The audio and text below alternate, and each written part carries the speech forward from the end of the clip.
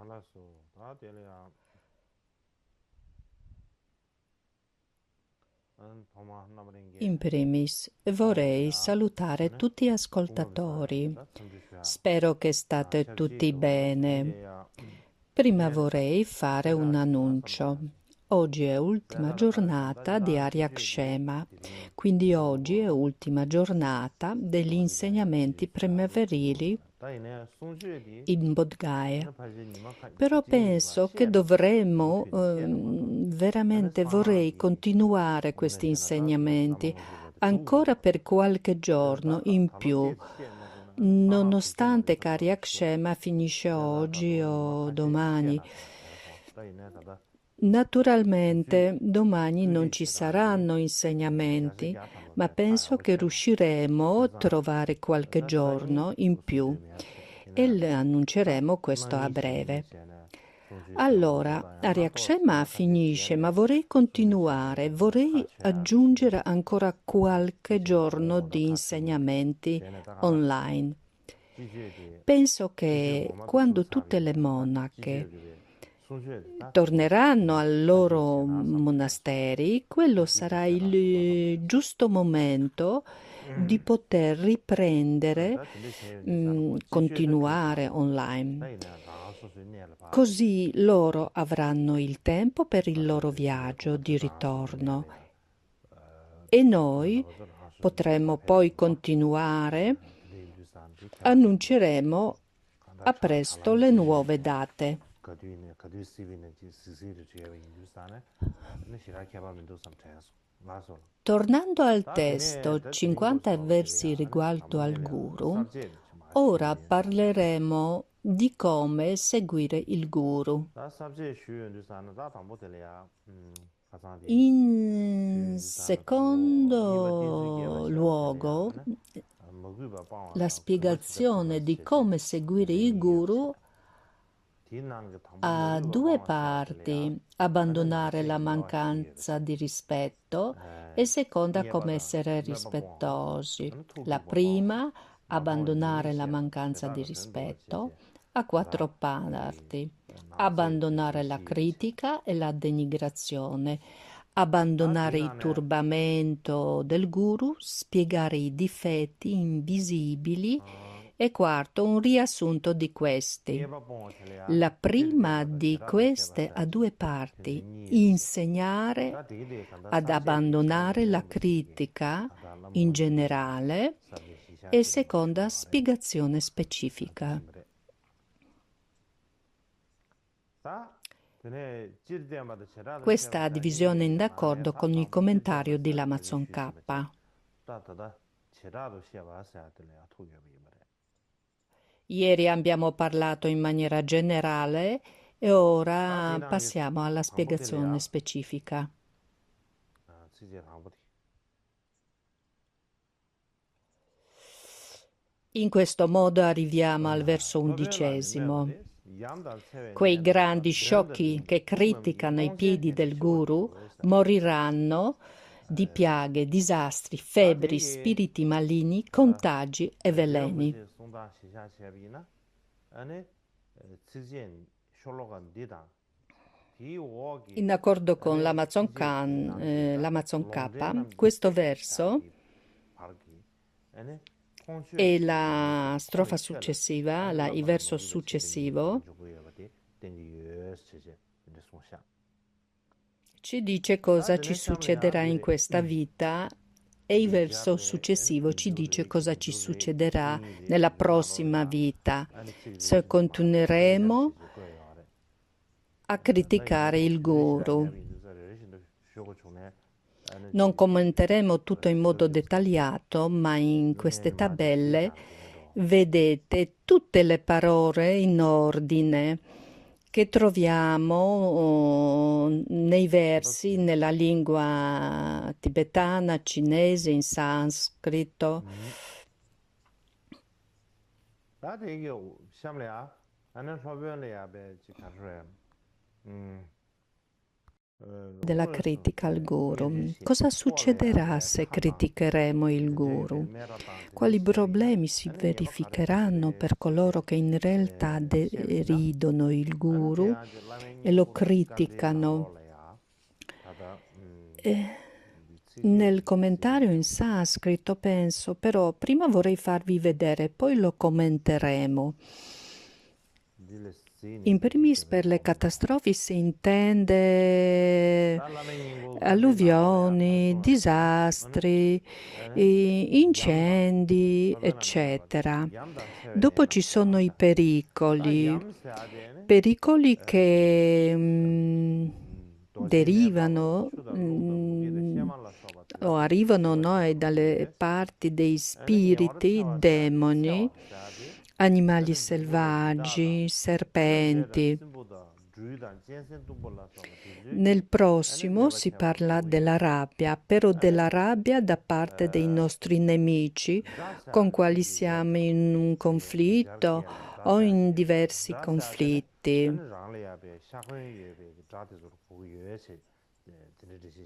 Poi parliamo di cattivi spiriti malevoli che possono portarci via la nostra salute, il nostro bell'aspetto. E poi abbiamo le malattie, febbri, epidemie, avvelenamento.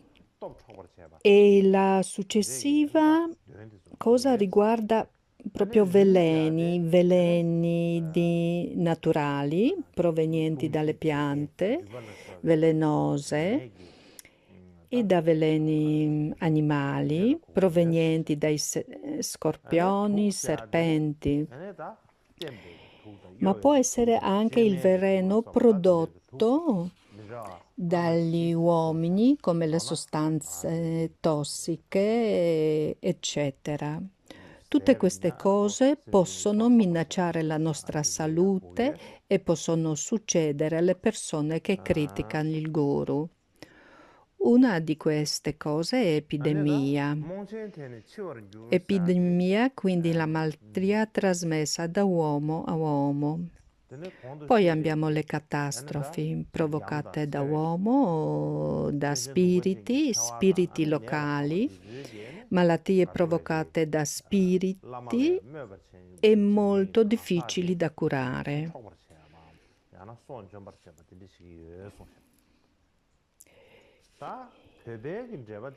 I veleni sono abbastanza chiari, possono essere i veleni vegetali, possono essere di provenienza animale, possono essere sostanze tossiche prodotte dall'uomo. Poi qui il verso parla delle persone molto stupide. Perché queste persone sono stupide? Perché non vedono il proprio guru come Buddha e per questo lo criticano. Ovviamente qui si parla delle persone che sono già allievi di questo guru, che hanno già ricevuto gli insegnamenti. Queste persone che criticano il guru sono minacciate dalla perdita della salute oppure la perdita della vita. Il prossimo verso, il 12°, dice: moriranno, saranno uccisi da tiranni, serpenti, acqua, fuoco, dachini, banditi, spiriti e vigna e spiriti vinayaka e andranno nell'inferno.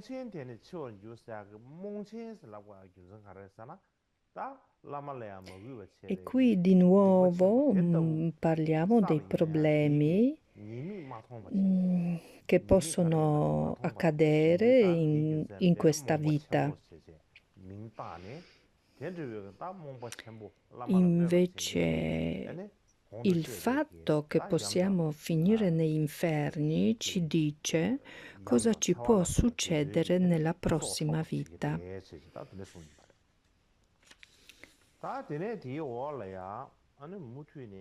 Allora, di cosa stiamo parlando? Di quali pericoli stiamo parlando? Da chi derivano questi pericoli? I primi sono tiranni, sono governanti e crudeli perché proteggono i tesori che hanno tanto potere e sono crudeli, sono despoti, quindi tiranni. Sono governanti che possono mandare a noi i pericoli e la morte. In passato erano i re che regnavano sulla determinata terra. Penso che questo è abbastanza chiaro. Sono re e crudeli, quindi sono tiranni. Oppure i re sono principalmente Vaishravana e altri Guyaka, Yaksha. Crudele significa che schiacciano e opprimono. Sono re e crudeli, quindi i tiranni sono come i servi degli Yaksha.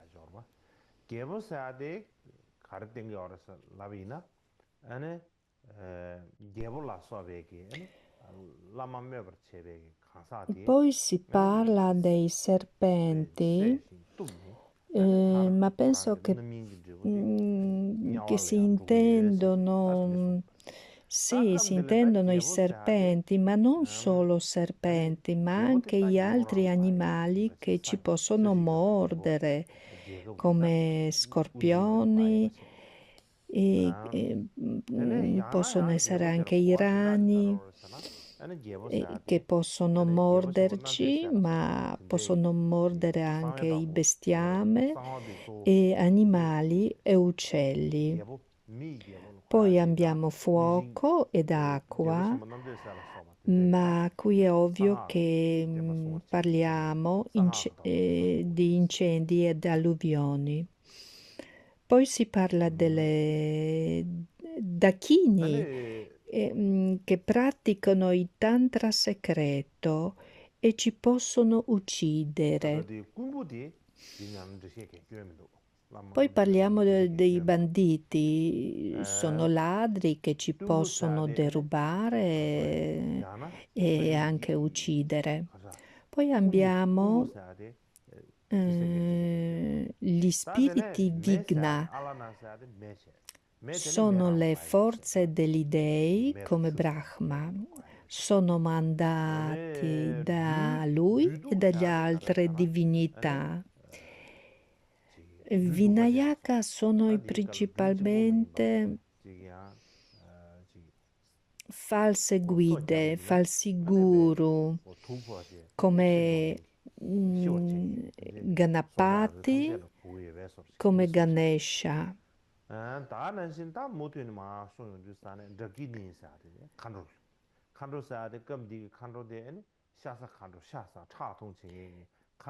Quando noi critichiamo i guru, questo tipo di esseri ci possono danneggiare o addirittura uccidere. Per questo il commentario ci dice che non dovresti criticare i guru nemmeno nei tuoi sogni.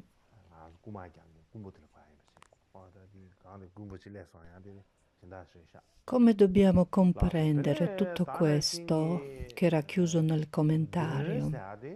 In primis abbiamo tiranni, grandi governanti. Qui parliamo delle esecuzioni, come pena di morte e simili.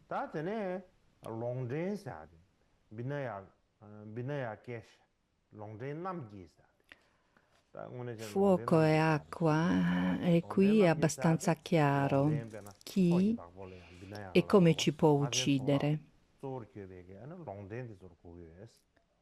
Dopodiché, che quando arriva la morte per noi, possiamo finire negli inferni e nei reami inferiori. Sostanzialmente si dice che quando abbiamo già una connessione dharmica con il guru e siamo di fatto il suo allievo e cominciamo a criticare il guru, siamo soggetti a diversi pericoli. Quando pratichiamo e conosciamo le attività derivanti dalle pratiche, le pratiche in Vajrayana, le attività pacifiche, accrescimento, attrazione e irate, ultima attività irata viene usata contro le persone che criticano e denigrano il guru. Quando critichiamo il guru, noi diventiamo i nemici del Dharma e naturalmente questo diventa un grande ostacolo sul sentiero verso la liberazione.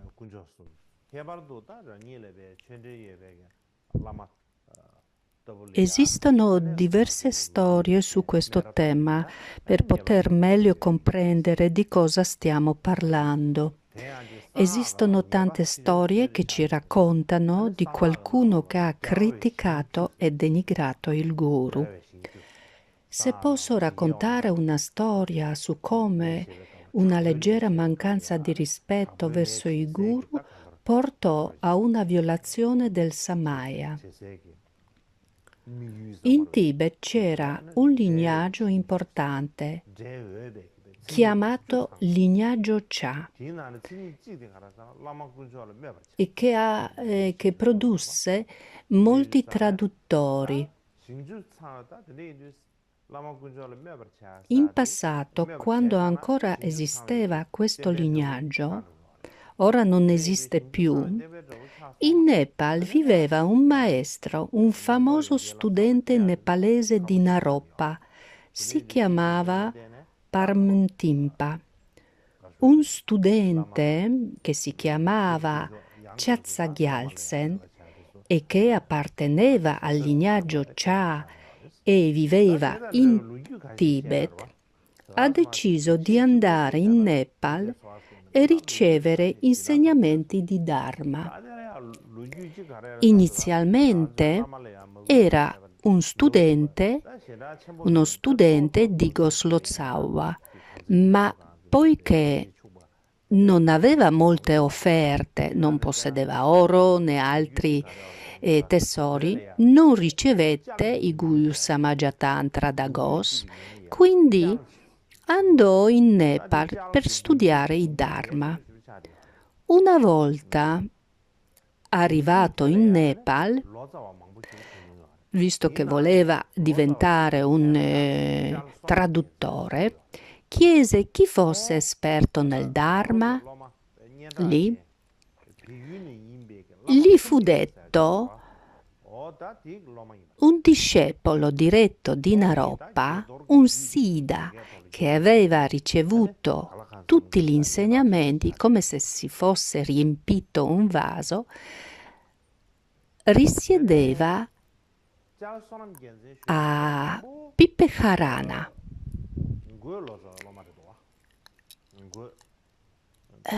Così andò lì e incontrò il guru. Cha prese iniziativa e raccolse i materiali necessari e organizzò un tzok, Ganachakra. Alcuni dei suoi fratelli del Dharma, che partecipavano a Ganachakra, ubriachi di Chang e la birra d'orzo, a quei tempi durante Ganachakra si beveva i Chang, che era molto popolare. I suoi fratelli del Dharma, che poi erano anche tibetani, cantarono una canzone perché il guru era poco attraente, un uomo comune e non conosceva il tibetano. Questi allievi tibetani cantavano in tibetano con una voce molto alta, convinti che nessuno riesce a capire, ma soprattutto che il loro guru non capisce. La canzone diceva: il guru è nepalese, si chiama Pamting. Quando non lo si vede, il suono è fantastico. Quando lo si vede e ci si avvicina, è un vecchio yak ricoperto di seta.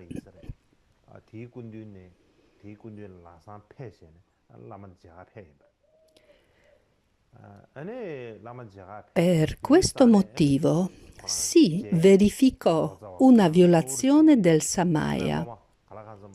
Immediatamente la torma, che è torta rituale, saltò in cielo e il guru, rendendosi conto che non erano dei contenitori adatti, fece loro segno di andarsene.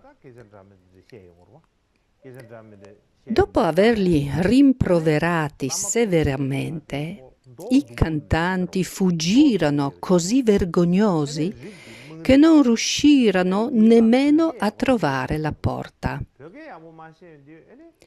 Invece, il nostro studente del lignaggio Cha non era tra loro che cantavano la canzone. Rimase vicino al guru.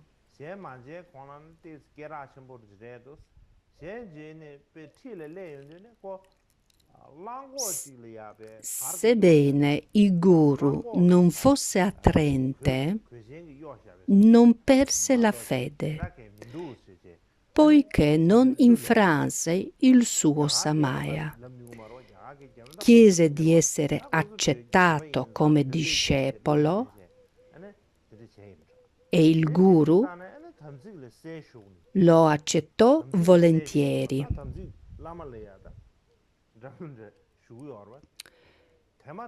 Concesse i poteri di Maitreya, Hevaira e altri.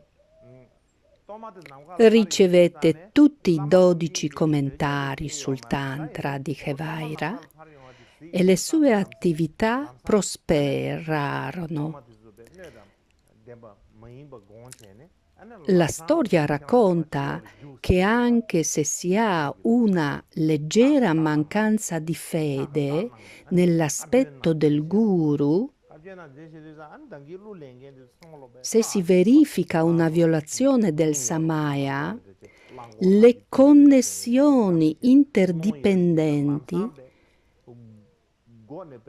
vengono interrotte e talvolta i segni appaiono immediatamente.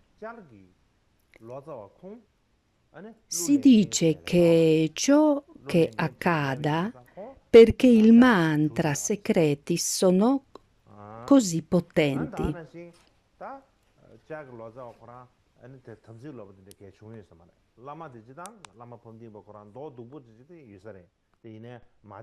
Ci sono molte storie legate a questo tema, esistono tante storie simili.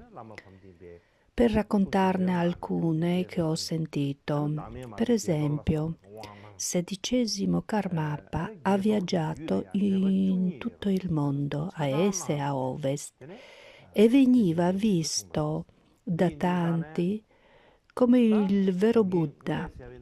È stato in tanti paesi dove non c'era prima il buddismo, ma era molto rispettato e ha fatto grande impressione su tantissima gente.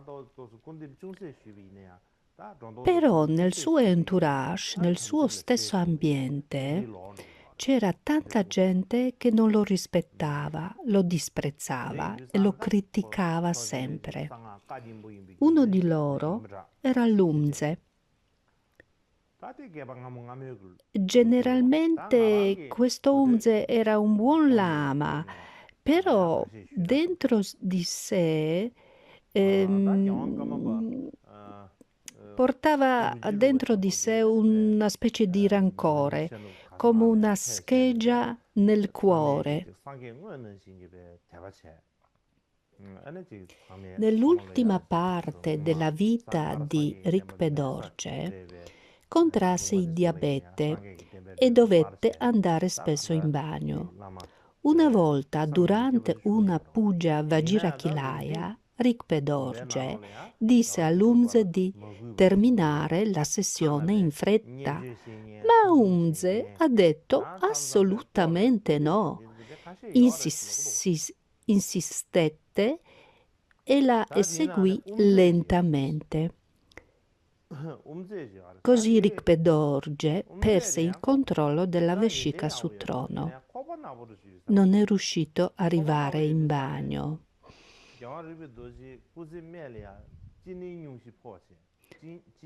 Altra volta, in una occasione, Rigpe Dorje, sedicesimo Karmapa, ha fatto notare all'Umze che non sa suonare bene i cembali durante la puja. L'Umze ha risposto: cosa tu sai come si suonano i cembali? Tu sei meno istruito di un servo che porta il tè. Così ha detto Umze a sedicesimo Karmapa. Karmapa non ha risposto, non ha detto niente, solo più tardi ha detto: spero che in futuro non avrò a che fare con la gente simile a te. Questo Umze è andato più tardi in ritiro. Di quello che sappiamo, poi è uscito dal ritiro, anzi fuggito da questo ritiro e nessuno ha saputo più niente cosa è successo, dove è andato e se è ancora in vita. C'era anche in Rumtek un monaco che si chiamava Luktuk.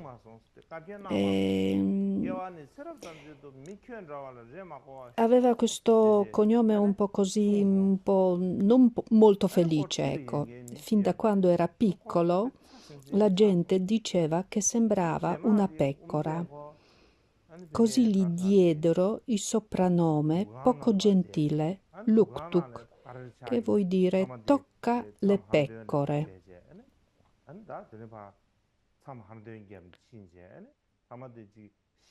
Per tutta la sua vita criticò Rigpe Dorje.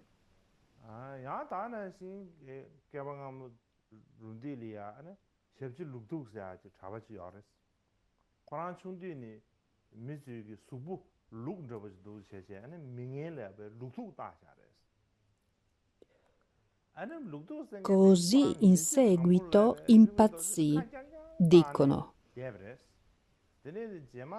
Generalmente parlando, possiamo dire che dobbiamo ricordare che la critica del guru non rimane mai senza le conseguenze. Molto spesso non ci pensiamo a questo.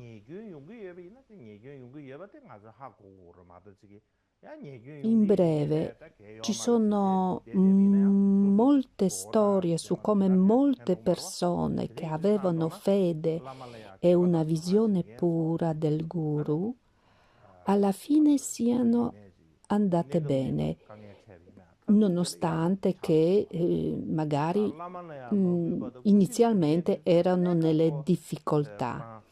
Mentre molte persone che erano irrispettose del guru, che le deprecava solo, non siano andate bene alla fine.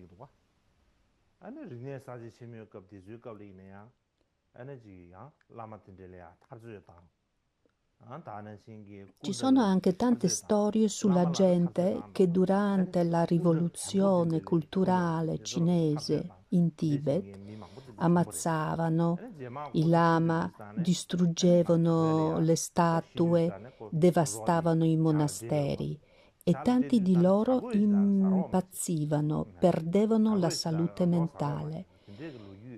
Conosciamo tante di queste storie.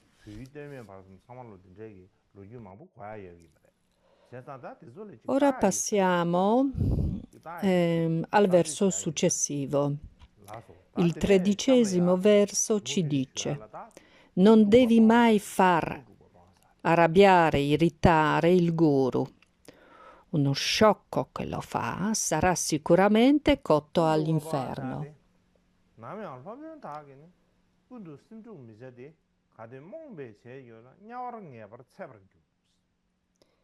E si dice che questo tipo di infrazione, errore, è così forte e grave che sicuramente porterà a bruciare all'inferno.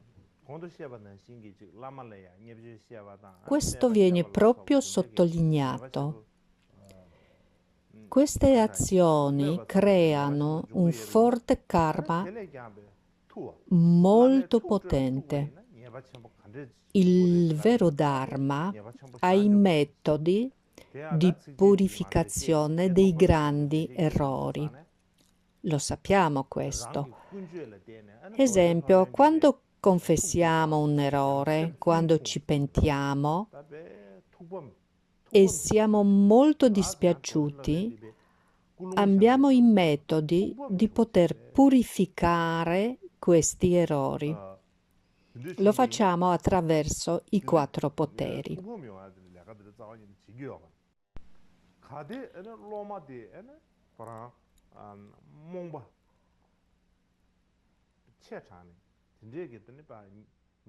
Si dice spesso, quando rendiamo il guru molto felice, abbiamo grande probabilità di ricevere la sua benedizione, benevolenza, protezione. Ma dall'altra parte, quando arrabbiamo e deludiamo il guru, accadrà qualcosa di contrario. Non otteniamo mai le sue benedizioni. In genere, compiacere il guru ha il potere maggiore per ricevere la compassione e benedizioni del guru rispetto a qualsiasi altra cosa. Così Ottavo Karmapa Michodorje scrisse nella sua preghiera: per queste le mie radici dei 3 tempi, non importa cosa faccio, che sia virtuoso, malvagio o neutrale, possa io solo compiacerlo, possa io non fare mai nulla che gli dispiaccia nemmeno per un istante. In genere penso che far arrabbiare il guru e turbarlo o deluderlo non sia la stessa cosa. È possibile che si arrabbiano perché il modo in cui fai qualcosa non è giusto nel breve termine. Esempio, facciamo qualche piccolo errore momentaneo mentre stiamo compiendo un lavoro ordinato dal guru. Quindi il guru si può arrabbiare e ci sgrida in questo momento. Ma deludere il guru è qualcosa di più grave. Vuol dire che la nostra visione è sbagliata e che siamo usciti dal sentiero, che nella nostra mente è nato qualcosa che è in disaccordo con le intenzioni del guru. Quindi deluderli è quando le tue intenzioni e azioni diventano fondamentalmente sbagliate, quindi è più dannoso. Nella prossima strofa si dice che possiamo rinascere all'inferno. Inferno a vici, inferno di incessante sofferenza. In Abhidharma si parla di 8 inferni. Nei sutra si dice che l'8º inferno si chiama Avici, quindi inferno di incessante sofferenza, senza interruzioni. Incessante è elencato come il più basso degli 8 inferni caldi. Incessante appare sia nei sutra che nei tantra.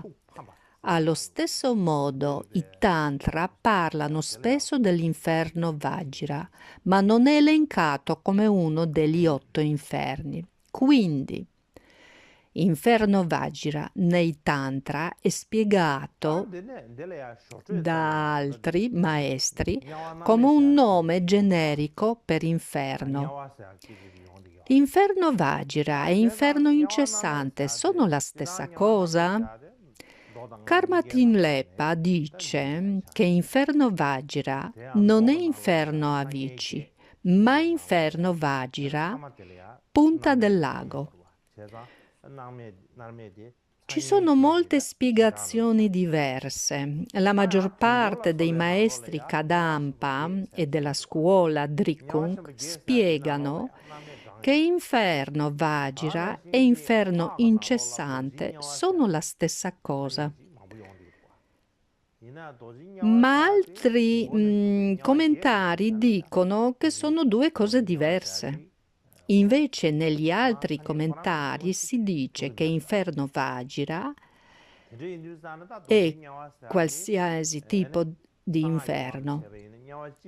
E qualsiasi tipo di inferno, scusate. Quindi esistono diverse interpretazioni.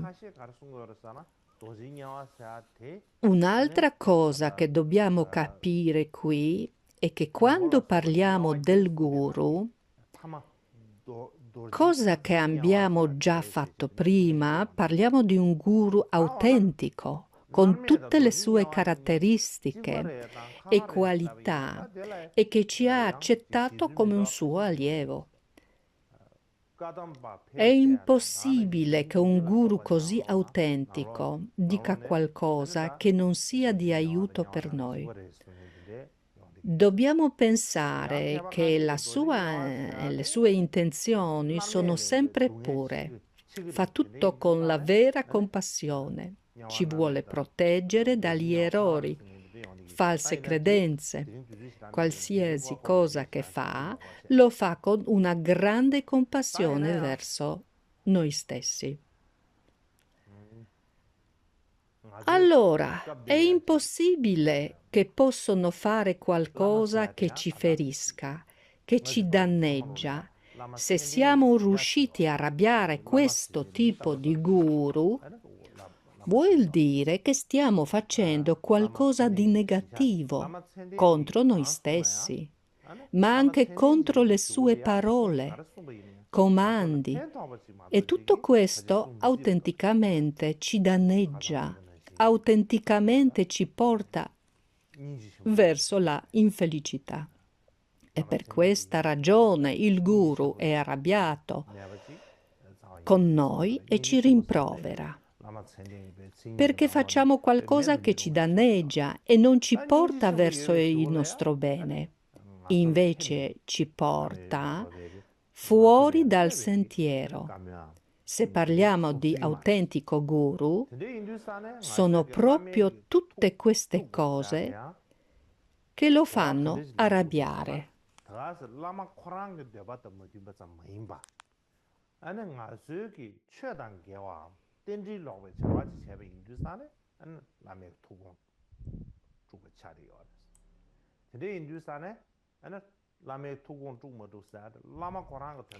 Ovviamente qui parliamo di una situazione dove abbiamo già esaminato il guru, sappiamo che ha le caratteristiche e qualità di un autentico guru, possiede tutte le qualifiche. Se incontriamo un guru così e offriamo a lui come lo facciamo ai Buddha e ai Bodhisattva, il nostro corpo, parola e mente, vuol dire che abbandoniamo i nostri atti non virtuosi, negativi del nostro corpo, parola e mente. Questo tipo di offerta ha il suo profondo significato che porta il beneficio a noi stessi e non ai Buddha o ai Bodhisattva. Se offriamo il nostro corpo, parola e mente a tutti i Buddha e ai Bodhisattva, sappiamo bene che ci affidiamo nelle buone mani. Similmente, i guru lavorano come i Buddha e Bodhisattva, perché sono maestri realizzati. Spesso nel Sutra di Mahayana si parla di tutto ciò. Invece nel mantra segreto non si parla di offrire corpo, parola e mente ai Buddha e ai Bodhisattva, ma offrire al nostro guru. Ma in realtà è la stessa cosa, perché il guru ha tutte le caratteristiche di un autentico guru e offrirgli il nostro corpo, parola e mente può solo portare a noi un beneficio. È come affidare a lui il nostro futuro, la nostra pratica, la nostra vita, affidare nelle sue mani.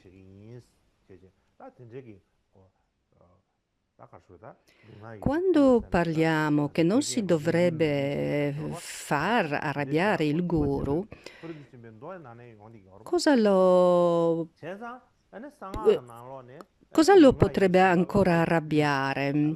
Esempio, quando XVI Karmapa Gyalvan Trikpe Dorje è passato in paranirvana, si sono manifestati tanti ostacoli nel nostro lignaggio. Prima che il XVI Gyalvan Karmapa morisse, lasciò istruzioni affinché tutti vivessero in armonia. Si sa che erano le istruzioni molto ben precise. Ha pregato tutti specificamente di vivere prendendosi cura gli uni degli altri nel lignaggio.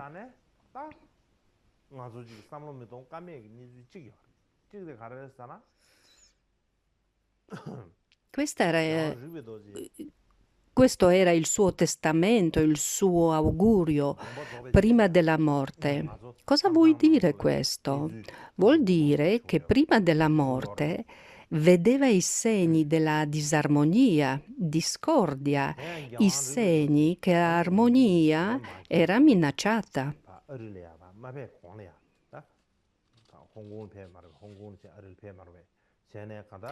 Tuttavia, finché era in vita, la sua maestosa presenza lì sopprimeva, non si evidenziavano, dominava tutti gli ostacoli.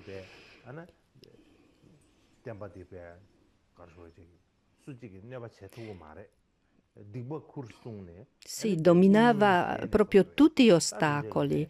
Quando lui è morto, tutti gli ostacoli si sono evidenziati.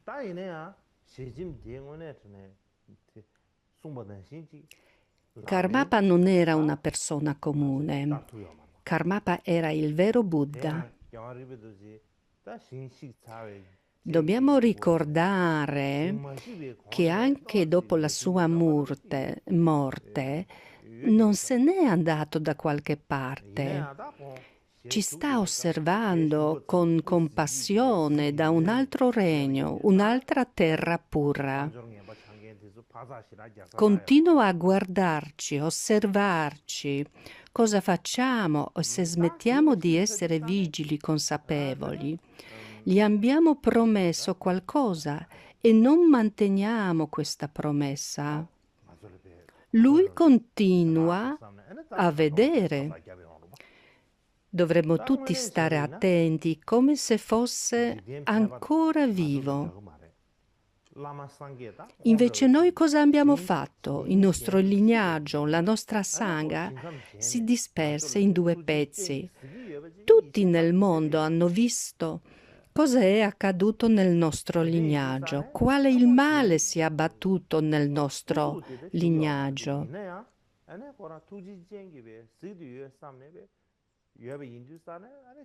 Possiamo dire adesso con tutta la tranquillità che abbiamo fatto tutto ciò per il bene del nostro guru, per il bene del nostro lignaggio, per il bene della nostra sangha.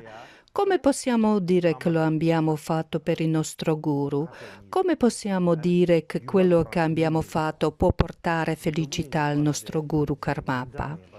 Dai tempi di Dusung Khyentse fino ad ora, tutto quello che è accaduto ora nel nostro lignaggio dopo il paranirvana di XVI Karmapa è la più grande macchia che ha colpito la nostra reputazione. È giusto dire che è una grande macchia nella storia del lignaggio Karmakagyu.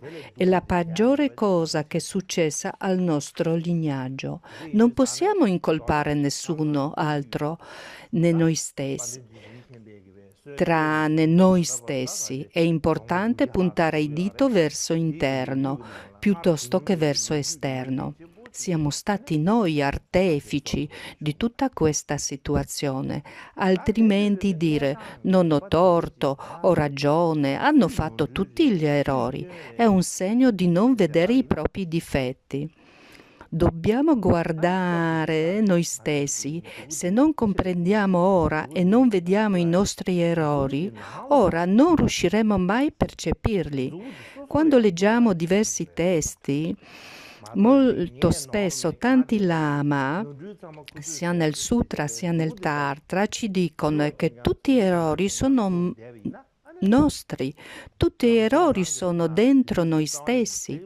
Gli esseri senzienti non commettono gli errori, sono io che li compio. Tanti testi dicono che questo è il metodo giusto di pensare e vedere noi stessi. Dobbiamo guardare dentro di noi e controllare che tipo di debolezza risiedono, che tipo di problemi ho. È molto importante di guardarci bene e valutare noi stessi. E se ora guardiamo quello che è accaduto nel nostro lignaggio, dobbiamo valutarlo proprio in questo modo.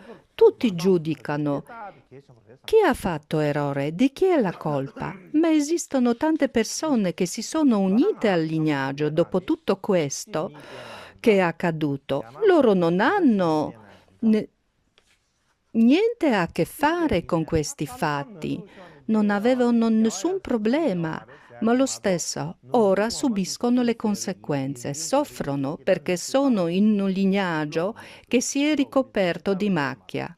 Così anche loro sono macchiati, nonostante che non avevano niente a che fare con eventi del passato.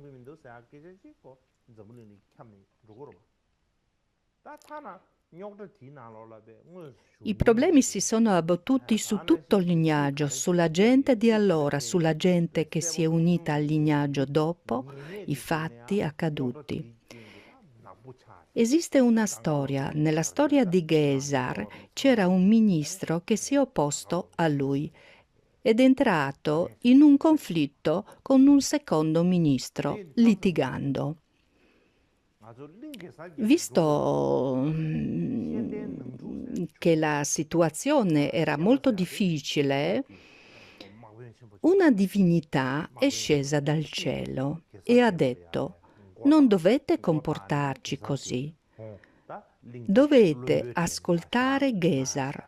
Non dovete combattere tra di voi.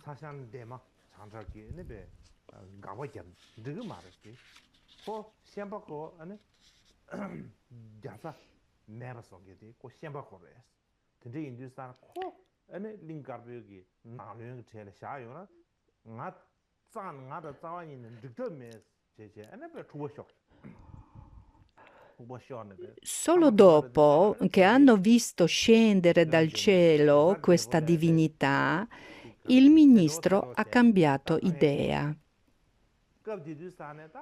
Pensate un attimo, se il XVI Karmapa scendesse ora da una terra pura, come vi sentireste? Non avreste la vergogna? Non avreste la paura a guardarli in faccia? Non avreste la paura che lo avete deluso, che lo avete fatto arrabbiare? Sicuramente tanti andrebbero da 16° Karmapa per la sua benedizione, ma altri si sentirebbero in vergogna. Non alzerebbero lo sguardo verso il maestro. Penso che in profondità, nel nostro cuore, comprendiamo che abbiamo diversi problemi, abbiamo compiuto tanti errori. Ma non può essere così che fino alla morte ci diciamo che non abbiamo fatto niente di male. Prima o poi dobbiamo risolvere questo conflitto. Dobbiamo vedere cos'è accaduto realmente, quali errori abbiamo commessi. Dobbiamo cominciare a pentirsi, a cambiare.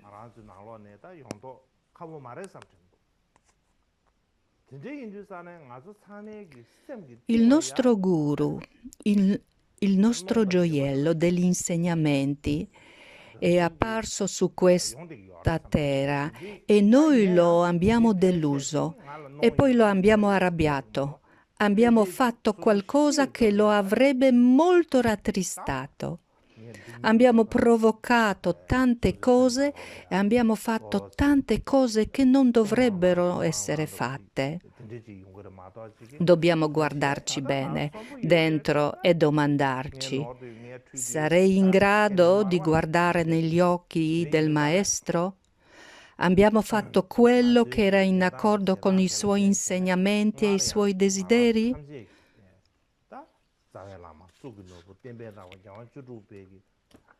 Lui molto chiaramente diceva: dovete stare insieme, dovete prenderci cura gli uni degli altri, vivere in armonia e proteggerla. Veramente abbiamo fatto così? Veramente abbiamo agito in questo modo? Perché se non abbiamo agito così, dobbiamo interrompere questo tipo di azione. Abbiamo fatto qualcosa che era in accordo con i desideri di Karmapa? Quello che abbiamo fatto, detto allora, era in accordo con i desideri del Karmapa? Dobbiamo riflettere profondamente su questo. Ora passiamo al 14° verso. Si insegna che coloro che criticano il Maestro rimarranno nell'inferno incessante a Vici e in altri inferni terrificanti. L'Amazon K, nel suo commentario, così spiega questo verso. Gli inferni menzionati sopra nel verso e poi andranno negli inferni sono gli inferni insegnati nei sutra e nei tantra, come inferno incessante a Vici e inferno Vajira, ma anche altri inferni. Tutti che criticano Guru finiranno in questi inferni e soffriranno per il lungo tempo. Così bisogna comprendere questo sutra. Il 5° capitolo del Tantra Radice di Guhya Samaja, quegli esseri che hanno compiuto atti atroci o altri terribili cattive azioni possono praticare il sentiero supremo, il grande oceano del Vajrayana. Coloro che criticano il Guru dal profondo del cuore possono praticare ma non otterranno nulla. Vajrayana può essere praticata da coloro che hanno compiuto atti atroci, perché Vajrayana possiede i metodi che possono purificare questi atti, ma quelli che criticano Guru, anche se praticano, non noteranno nulla. Per atti orribili si intende uccidere i propri genitori o un Narat, ferire un Buddha, rifiutare il Dharma. Questi atti si possono purificare, questi atti sono molto pesanti, gravi, ci portano nell'inferno, però noi possiamo purificarli con i metodi di Vajrayana. Invece la critica del guru è molto difficile da purificare. Immaginiamo che siamo allievo di un guru, abbiamo ricevuto da lui insegnamento, spiegazioni e le cose simili, e poi cominciamo a criticarlo dicendo: ma tu lo sai cosa stai facendo? Tu sai cosa stai dicendo, eccetera. Lo critichiamo in modo consapevole e lo stiamo denigrando. In questa situazione pensate che possiamo ottenere i risultati nella nostra pratica? No, non noteremo nulla, vero?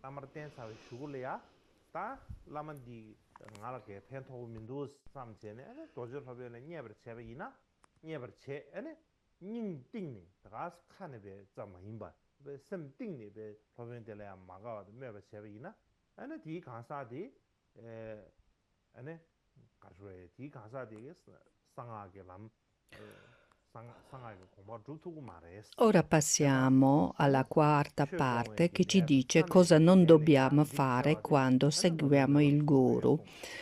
Passiamo al verso 15.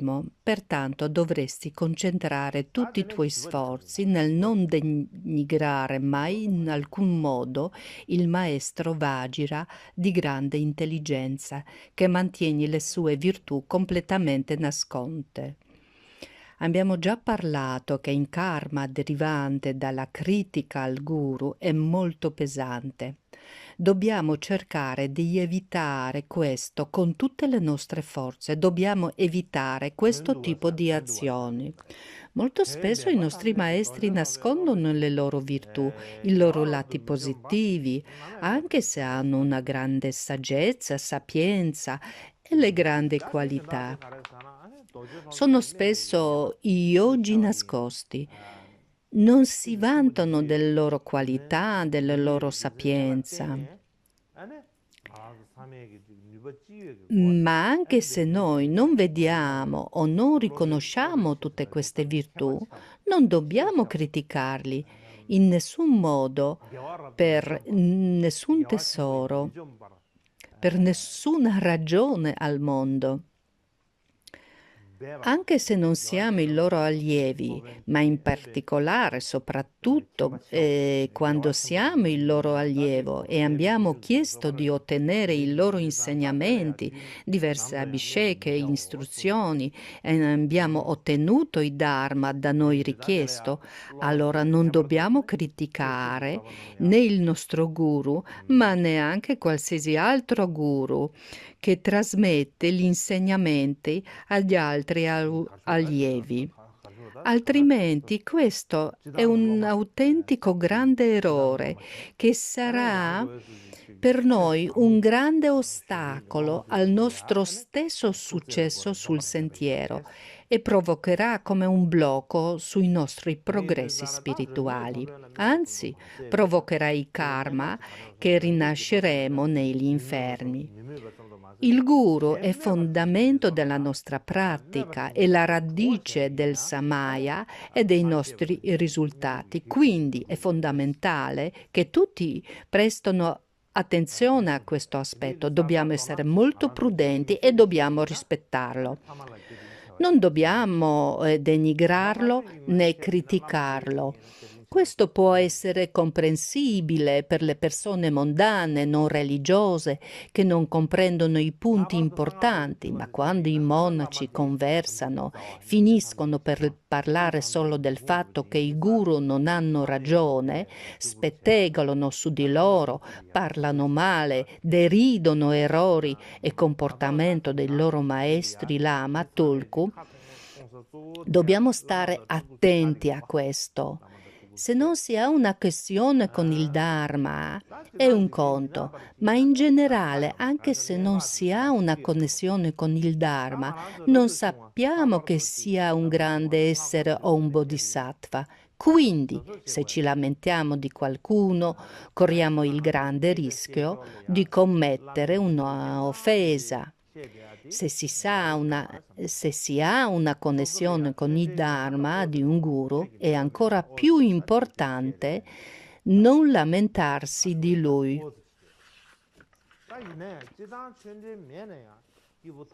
La cosa migliore è smettere di criticare, perché anche un cane vecchio e malandato, seduto ai piedi di un monastero, può essere un bodhisattva. Noi possiamo semplicemente non saperlo, quindi la cosa migliore è di non criticare, denigrare nessuno. Molto spesso noi non vediamo e non sappiamo chi è bodhisattva, perché i bodhisattva nascondono e non le fanno trapelare le loro qualità. Qualche volta abbiamo i venditori nei negozi che commettono grandi errori, perché non sanno chi è ricco e chi non lo è. Giudicano le persone attraverso il loro aspetto, apparenza. Pensano, questo è ricco, questo altro è povero, questo ha soldi, questo altro no. Ai tempi nostri bisogna essere molto attenti perché la gente ricca spesso si presenta come la gente comune e non ostenta la propria ricchezza. Similmente accade con i bodhisattva, si presentano come la gente comune. Per questa ragione dobbiamo evitare di criticare e denigrare chiunque. Ma a maggior ragione non lo dobbiamo fare con le persone che hanno evidenti segni di grandi maestri e sono considerati guru per tanta gente, anche se non lo sono per noi, ma sono per loro. Naturalmente i lama turco, i nostri guru, sono esseri umani e non possono avere diversi difetti, debolezze.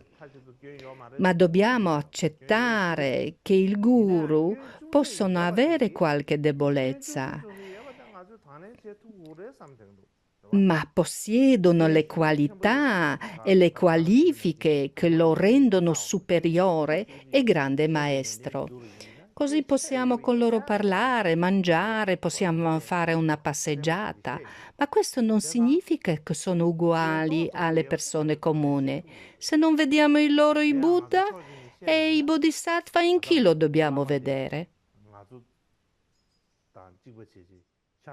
Questo vuol dire che non ci sono e non esistono da nessuna parte i Buddha e i Bodhisattva? Non esistono nel mondo?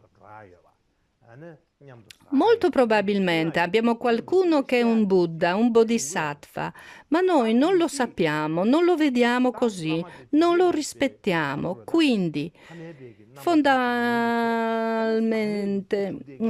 sostanzialmente non vediamo nessun Buddha, nessun Bodhisattva. Siamo in attesa che un Bodhisattva arriva mentre lui è seduto davanti a noi.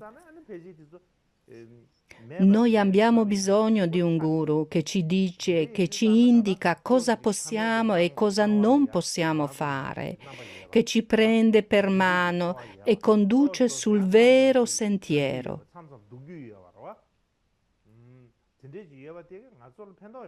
Noi abbiamo bisogno di questo tipo di guru e avendolo non riusciamo a vedere le sue qualità.